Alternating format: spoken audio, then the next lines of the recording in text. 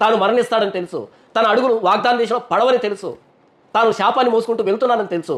మిరియా మరణించింది, అహరోను మరణించాడు, మిగిలింది నేనే.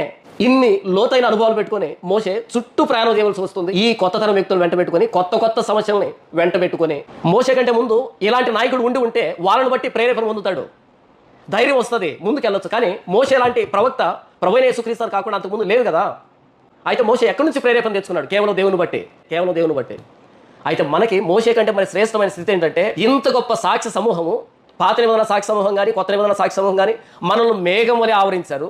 ఎదురుగా విశ్వాసాన్ని కర్తున్నాడు. సులువుగా చిక్కులు పెట్టే ప్రతి పాపని గెలవడానికి మనకు ఆస్కారం ఉందా లేదా? దేవుణ్ణి నమ్ముకున్నటువంటి జీవితంలో లోతైన కష్టాలు ఉన్నాయేమో, గాయాలు ఉన్నాయేమో. ప్రతి గాయం మనల్ని దేవుని దగ్గర చేయడానికే. ప్రభువైన యేసుక్రీస్తు వారి శిలువ త్యాగాన్ని, ఆయన శిలువ శ్రమల్ని మనకు అర్థం చేయించడానికే. ప్రభువైన యేసుక్రీస్తు వారి శిలువను నిదానించి చూసినప్పుడు మనకు వచ్చే శ్రమలు, మనకు వచ్చే కష్టాలుగా అనిపించవు.